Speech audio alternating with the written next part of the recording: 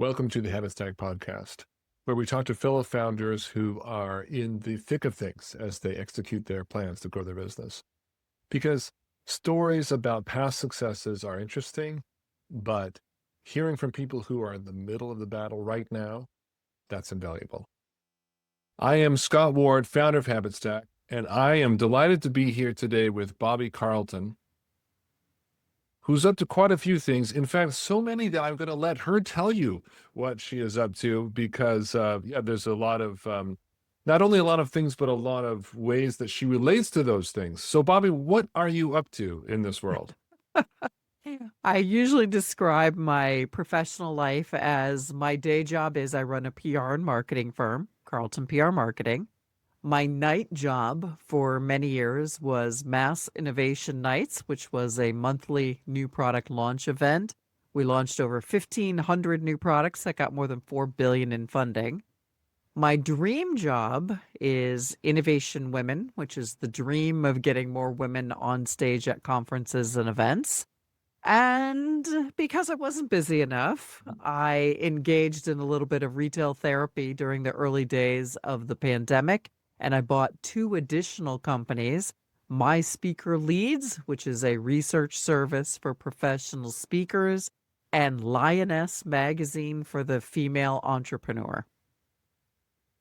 Is that enough? That is enough. That sounds like more than enough. And so basically, COVID came around, and I was buying a contemporary pool for the backyard because we had to make the backyard good for the kids because we weren't going to be able to go anywhere.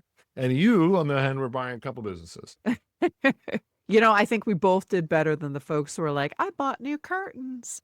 Yeah. A lot of renovation, a lot of redecorating happening in COVID. But let's not talk about COVID. I don't want to talk about that. We're done. That's just a bad dream. Let's just move on. So, okay. How does your time allocated? I guess you kind of gave us some hints with how you describe them, but in more practical terms, how much are you involved in each thing? Yeah, and actually part of the secret is the business structure.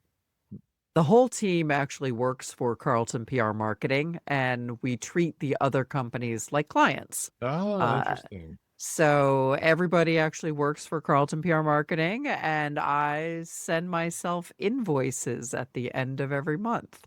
Mm-hmm. So that explains the structure. And I spend obviously a lot of time on Innovation Women because that is the dream, and Innovation Women is Carlton PR Marketing's largest client. But we do also have other clients. They range from an auto glass replacement firm to a company that's doing Janus-based nanomolecules that are biomimetically grown in zero gravity. So Okay. pretty much the opposite ends of the spectrum. Yeah. Yeah. And so you kind of got me. I'm tongue tied because I'm thinking about nano, etc. But so tell us a little bit about your dream job, Innovation Women. I'll be honest with you. I did a little bit of creeping on LinkedIn before, and there was a bunch of people with Innovation Women in their LinkedIn description or whatever. A bunch of people showed up. I don't think they're employees. I think they're people who are somehow associated, but what is it? What are you up to there? So Innovation Women is a speaker platform. And what we find is that a lot of our speaker members, they need a way to put the word speaker on their LinkedIn profile. So we're like, you're a Innovation Women member? Have at it. Right. So yes, it does look like we are a considerably larger company than we really are because our speakers are also LinkedIn Innovation Women members. Got it. Okay. So, and how does the business work? So you said that it has to do with getting more women speakers at conferences, etc. How did you get started with that? What's the why, and how's it going? 2/3 of all conference speakers are men, and it leaves women out of a lot of career and business opportunities. I come out of high tech. Before I started my own company, I was the head of global PR for a bunch of big enterprise software companies. I worked at agencies. I was pretty busy in the tech sector, which meant I spent a lot of time being the only woman in the room. And I spent the first probably 20 years of my career getting executives on stage at conferences and events. And it wasn't until 2005 I realized that I had never supported a woman or a person of color in that aspect of what I was doing for work. And I was like, whoa.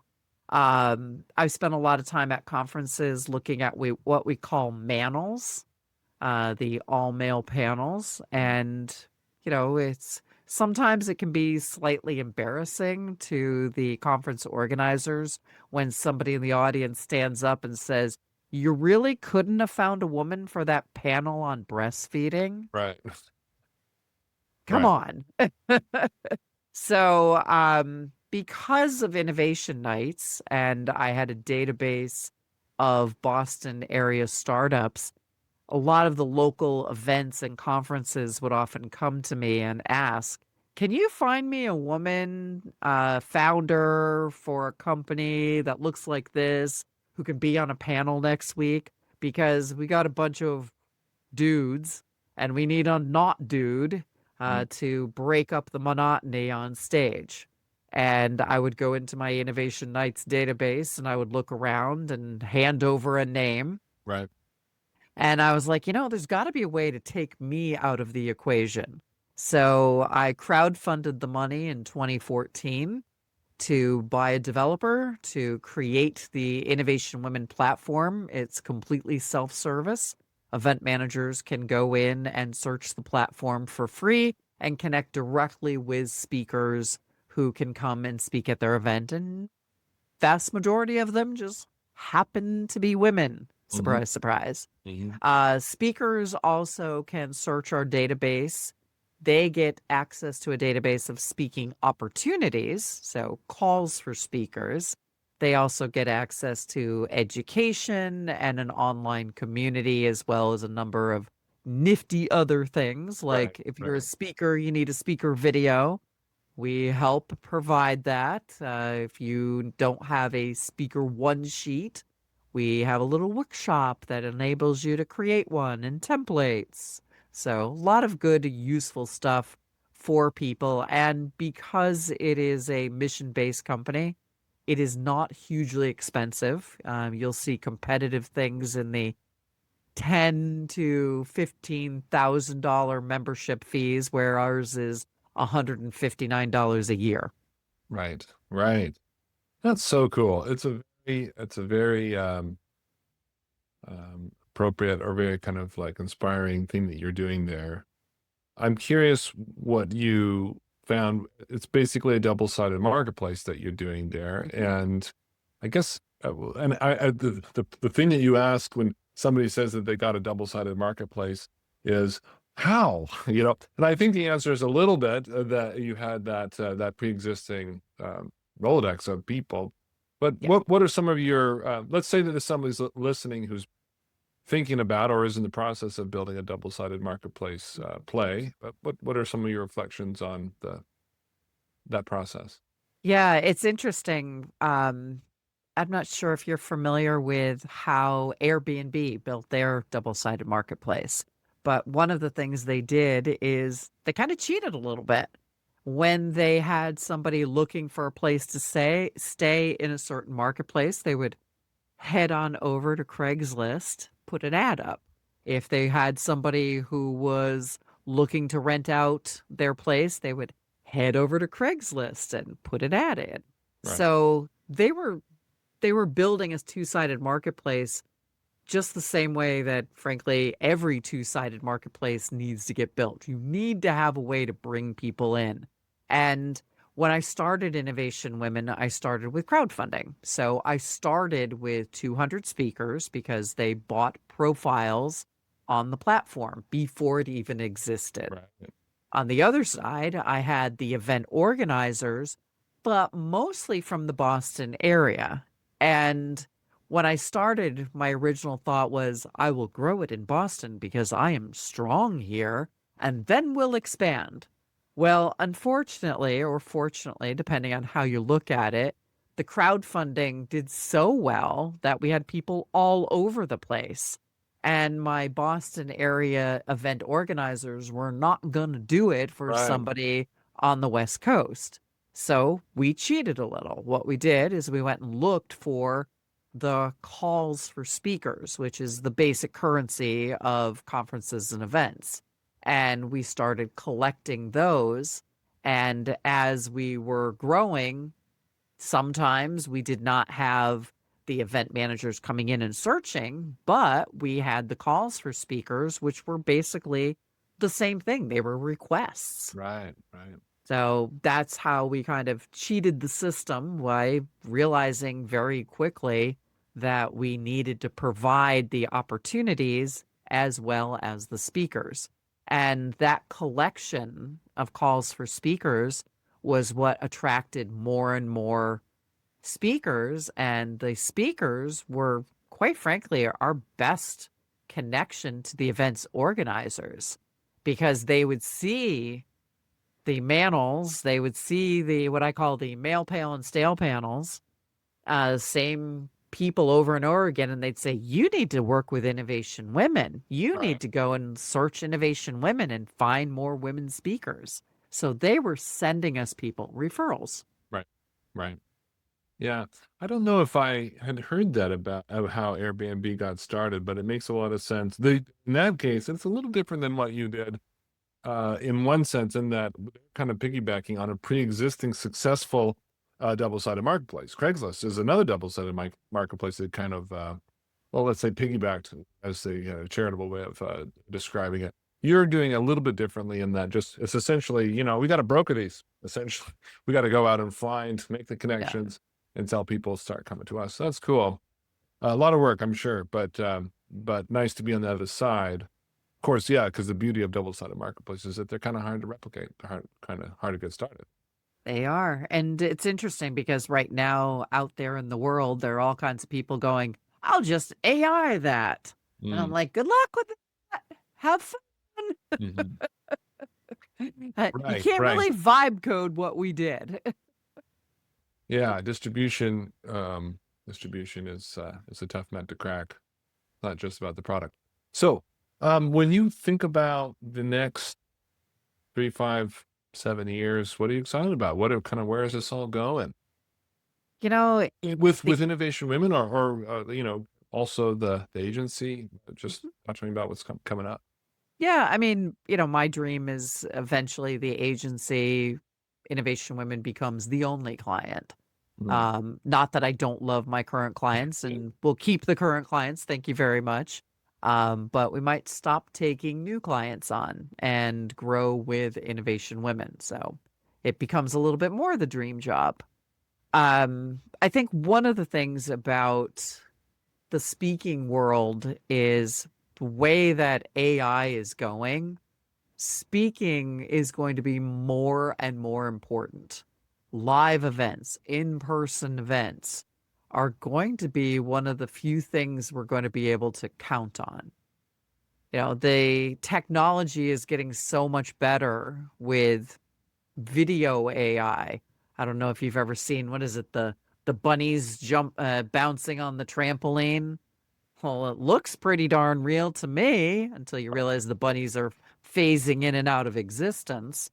But as the technology gets better, it's going to be harder and harder to tell what's real. And the only way you're going to be able to tell what's real is if you can reach out and touch that person and say, yep, I saw it with my own eyes. They said it in front of me. That's real. Yeah. Yeah. So it's interesting. Mark Cuban actually called it, and you forgive me, you look old enough to remember Milli Vanilli. I do. So the Grammy winners who were discovered to be lip syncing. Lip syncing, yes. Yep. So Milli Vanilli effect is what Mark Cuban calls this whole thing around AI and video. And he was the one that really kind of pointed out this is where the world of in-person live events is going to become more and more important. I do feel like the things that are happening right now are the best thing that ever happened to in-person connection. It's a forcing function. Everybody's gonna be like, okay, it's not. There's always been something different about being together, and now it's just getting increasingly more acute. And now we can feel it, and the thing that used to be a little ghosty. And now it's very clear, like that. But when I get an email now, I'm not positive. If it's too long and too polished, I feel like maybe that's not a person who's talking to me right now. Right? So, Yeah. yeah. Anyway, that's an interesting perspective that in person is where this is all going. And also the importance of community. Mhm. One of the things that we do at Innovation Women is we have a weekly Zoom. We call it Speaker Friend Fridays. And Speaker Friend Fridays, anywhere between 50 and 100 people show up to talk about every aspect of public speaking. And they help each other out and they answer each other's questions. And it's built a remarkably close community. We Mhm. have a community online, and what are people using it for? Oh, I'm traveling for this speaking gig and I'm going to be in Chicago. Oh, you live in Chicago? I'll come visit you. Or I'm speaking at that event too. Wow. So they're using the community to connect with each other in person and to help each other out. So we have a whole culture around speaker friends, and speaker friends take each other's picture when they're on stage, and they Right. hold the camera steady and they tell it like it is when you come off stage, and maybe you weren't so hot or maybe you were fabulous. Hmm. So, that whole speaker friends culture and the community that we've built around it, that's also kind of where I think a lot of these industries have to go around the importance of building community. Makes me think also about how, yeah, in some ways, we're going more towards human scale organizations, that you can, I mean, 50 or 70 people on a Zoom call is a lot, but it's not a lot of people to kind of roughly know and understand there.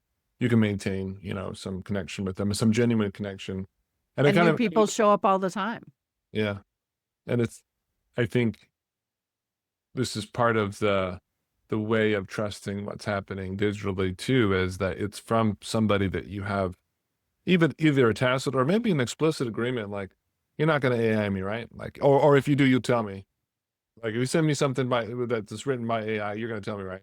Yeah. And then you kind of trust, and you have this network of people that you have some offline relationship with, and so that becomes an important way to engage digitally, because you have that kind of a tacit agreement. Anyway, I'm kind of musing about we're kind of musing about this the current moment that we're in here. Um, Can I ask you a little bit about, well, actually, one other question is about innovating women. So, um, innovation women. Thank you. What are your, like, is it you're gonna go in global, or is it more speakers and more events basically, or are there kind of like big plans to pivot in some other Oh, we direction? have speakers all over the world already. So, my goal is to get to be about 10,000 women, and we do have men on the platform and also non-binary individuals, Hmm. as well. I basically look at it as a way to get underrepresented voices on stage and get them heard. And I figure 10,000 people is a pretty good number. If each one of them does just one or two additional speaking engagements a year, we can literally shift the balance on the gender equity, and we'll get more women seen as leaders, more women seen as experts. Maybe it will impact pay equity. Right now, one of the things that you can do best for your career and your earning potential is to be comfortable with public speaking.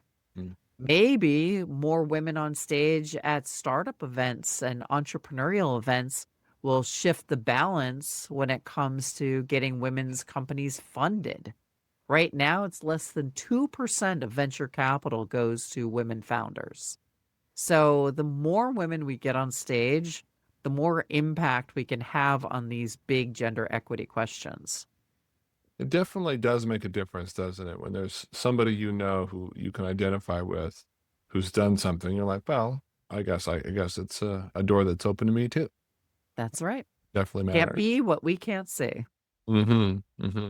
So 10,000 is the goal. That's a nice number. How many are there now? About 3,000. Okay. All right. You're trucking along. And about 9,000 event managers that are active.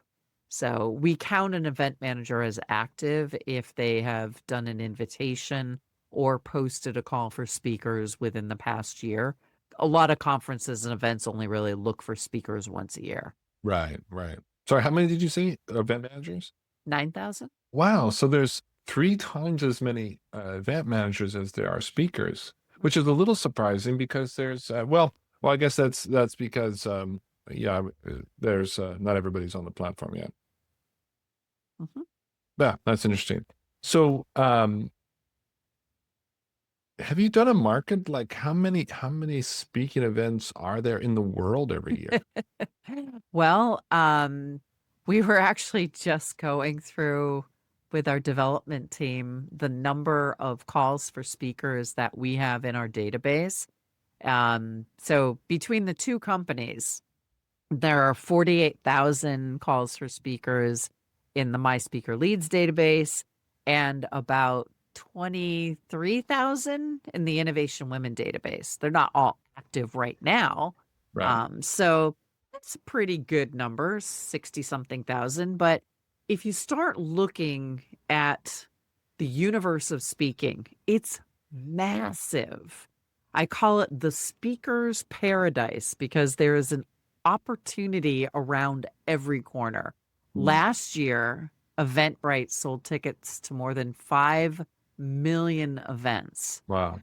Every single month, there are more than 300,000 meetups, and 40 to 50% of them have somebody speaking. It's Yeah. not like, nerd volleyball. You also have, I think it's about 50,000 individual TEDx talks and 13,000 TEDx events. There are 92,000 professional and business organizations in the US alone, and we're talking about a $37 billion industry. Mm. So, our calls for speakers are kind of a drop in the bucket.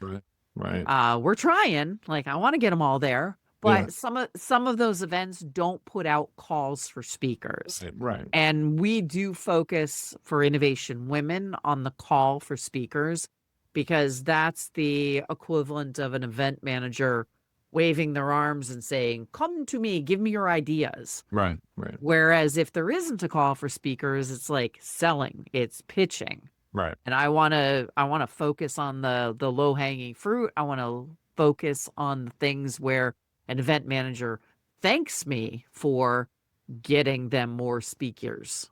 Yeah. So that's what we focus on. It's not the entire universe of speaking engagements. We also have one additional thing that we don't allow on the site.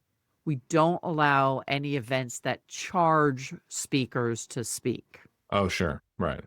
So I'm not going to be that kind of a marketplace. Right. What are your reflections on why is it so powerful to be a speaker? You mentioned this, right? It's good for your career, but it really does. It really does solidify your position in people's eyes. Whoever's at the front speaking. But why is that? I don't think it's rocket surgery, but I could name off a few things. But I'm curious what you think. Number one, you'll never be seen as a leader when you're sitting in the audience. Nobody knows you're there. When you're at the front of the room, people know you. They know your name. They know what you do. You're standing on stage. We call it the 5 C's of public speaking. Number one, you get to demonstrate your competence. You understand a topic. You know enough about it to share. Number two, you're building your confidence. A lot of people think that public speaking is something you do when you're confident, but the actual act of speaking builds your confidence. People should not wait until they feel confident enough to speak. Get out there, do it. Number 3 is connections. You are making connections when you're on stage, and it's not just the people in the room. It is everybody who saw your name and picture and company name in the email marketing that went out, or the social media marketing, or on the website, or in the program. Like, you are the content that event is built around. You are important. The next C is credibility. When you're on stage, people think you've been vetted. They think you know more than they do. So they give you that kind of thought leadership expert status just by the fact that you're standing on the stage. Oh, you are standing on a stage if you're doing a physical speaking event. They literally have to look up to you. Yeah, that's right. Right? Like, Yeah. this does something to our little weasel brains. It's like, oh, they know more. I'm looking up to them. Like, that's one of the reasons when you speak, you should stand up. Right. And, then benefits, yep, you can occasionally get paid for speaking, but 50% of all event managers have zero budget for speakers. Like, you're speaking for the visibility. Yeah. At the same time, there is a very direct correlation between higher salaries and comfort with public speaking. So lots of good stuff comes Yeah. from speaking. Yeah. I think I remember the confidence thing rings true for me. I was in Toastmasters when I was younger, and it was amazing actually. You would see, have you ever been in Toastmasters? I've been invited to, obviously, to a lot of Toastmasters, and I've kind of bounced around a bunch of different Toastmasters events. I've never been a regular member of a Right. group. Well, the group that I was a part of, I just remember seeing people coming in, and over the course of, they'd be shaking in their boots the first day, and by over the course of a year, they'd be pretty rock solid. It was like that. So that practice thing, that like just that. This is the beauty of what Toastmasters does. That you do, almost everybody speaks every single time, Yeah. even if you're not It's doing actual speech. So practice. Like, getting in the reps is really what people need to do for public speaking. And, like, a lot of times I see these courses and things like that where people are like, oh, like, learn our special process and you can make $1 million as a speaker. And, at which point I kind of roll my eyes a little bit, because it's like, nobody's got a magic bullet for this. You can absolutely make money as a speaker. There are professional speakers out there, but there's a lot that goes into that, and it doesn't just happen overnight. Yeah. So how many, let's talk a little bit about your PR and marketing agency. Tell us a little bit about what your specialties are, and how many employees do you have? Oh, we're very small. It's just 10 people. Okay, yeah. So we specialize in startups and small companies. Obviously, for many years, our primary feeder was Innovation Nights. Innovation Nights was a product launch event. And geez, surprise, surprise, when you're launching a product, you kind of need marketing. Right. Ta-da! Here I am. You were smart. So, you get involved with these companies at the right time, and they look around like, I need marketing. Here I am. Hire me. So that's a good thing about what we were doing. And even years later, I still get referrals from people who are like, oh, I know about Innovation Nights and I need marketing. Well, all right. Excellent. And we are talking about bringing Innovation Nights back next year. Obviously, we got kind of stopped by the pandemic. Nobody was doing in-person events for a while. So I'm like, we'll put that on hiatus. But that's interesting. That became, would you say that was one of the key top of funnel things that you used to build the business? 100%. Yeah. 100%. I literally did almost no new business. Right. It all came in from referrals and it all came in from recommendations. Do you think that what you did is fairly specific to your industry or to being a marketing company, or do you ever help your clients do marketing through events? Oh yeah, absolutely. And webinars and things like Mhm. that. It really does depend on what the company is looking for and what it is they're doing. What are some examples of companies that you think would be crazy not to use events? Most of them. Yeah. Um, it's some of our clients, like we had one client that was a financial services firm, and they did these fantastic webinars that were very educational in nature, very deep knowledge of the financial industry, and they shared that information. And people would flock to those webinars and sign up for their newsletter and eventually trickle down to become clients. Mm. We have another client that is an organization that connects manufacturers with startups with prototypes. So they are the conduit between contract manufacturers and startups Right. with physical products. And they do an event that is very similar to Innovation Nights, Startup Showcase. Gosh, I wonder where they got that idea. Might help that their marketing firm did startup events for Fine. years. Yep. So, there are things like that that we work with companies to help them with. Yeah, that's inspiring. I have to think about that some more, and hopefully people listening will kind of start to reflect about how they could use events because you're right. It's a powerful way to kind of And connect with I people. and I also think it's underutilized. Mhm. I think that people really, these days it's all about online. We need to have everything digital, but you're making this stronger connections when you're talking to people in person. You're Yeah, standing out. yeah, and I just kind of got me thinking because there's a way in which if you have a very acute, like the way you describe the hunger for that financial information, that is an enviable position for a company to have, where it just basically here's a webinar, sign, and you're going to get information that that you want. But there are other businesses it always feels less pressing, or it can be. And so if you Yeah. compare some speaking with something that you're not, a webinar is like it's transactional. It's like I just want some information.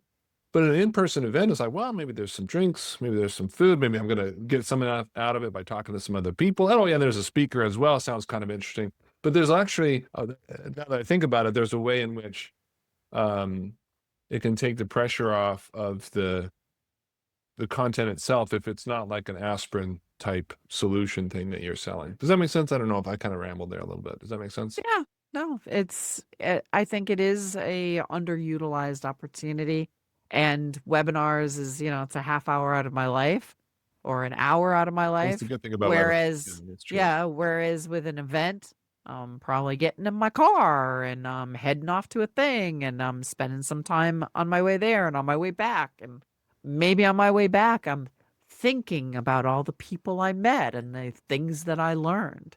Right, Conferences and events are a huge industry for a reason. right, right. So one of the areas that I think about a lot is the transition from managing. This is a change in topic. Okay. Managing people, like a founder. You've probably observed this and probably experienced it as well. As a founder, you're at first your team is small enough where you're managing people directly, like the individual Okay. contributors, like day to day. You're captaining the ship. And then, but eventually you grow enough where you have like a management layer. You have some leaders who are, you're leading leaders instead of, um, individual contributors. What have you observed about that transition? Well, have you observed that transition, and have you any reflections on how to do that well, make the change? I think one of the big things is how you share knowledge, how you educate people, standard operating procedures, SOPs, is one of the things that I don't think enough small business owners really get into. And I do think that people need to be very aware of, I'm teaching a person how to do a thing. And let's let them do that thing on their own and then check in and see how they did with that thing. And maybe refresh their training if they weren't getting it quite right. So we're dealing with people. Sometimes they are going to do things far better than I. I love hiring people that are better than I am at certain things. Like, I cannot design my way out of a paper bag. I have people that make things look so beautiful. I'm like, yes, that is what I want. So I think hiring people who are better than us, but also if we are the manager, if we're the leader, we do have to be able to communicate what it is we were doing and how we were doing it. And that circling back, checking in, kind of having that cadence, that resonates with me. You can fall off the wagon, fall into a ditch on either side, right? Like there's, is it delegation or is it abdication that's going on here, right? Like this is so far to like, well, I don't know, like I hired this person to do it. And so, they're a professional. And so I shouldn't intervene at all. And it's, things go off the rails. Yeah, I can't see myself like, hanging out on the couch eating bonbons while the team is working. Yeah. Yeah. But even just not that, but just kind of like a departmental delegation that's too strong. But also, of course, the other thing that happens is that you manage a leader the same way that you do an individual contributor who needs, basically got to set goals for them more than set kind of weekly or like a task level type of thing. But anyway, that's a good reflection. I like that. That makes sense to me, and I'm sure that will be something that be food for thought for people who are listening. Bobbie, I appreciate you coming and talking to me about this quite a range of things. I love what you're up to with innovation women and all the other things too. You've got me thinking about some key things even for HabitStack and maybe how we could grow with events. So we'll see. Excellent. And as I always tell people, it's like, it may sound like I have a lot of different things going on, but it's really just one thing. And that one thing is driving visibility and Right. getting visibility that helps drive business opportunities so that people can grow their businesses and grow their careers.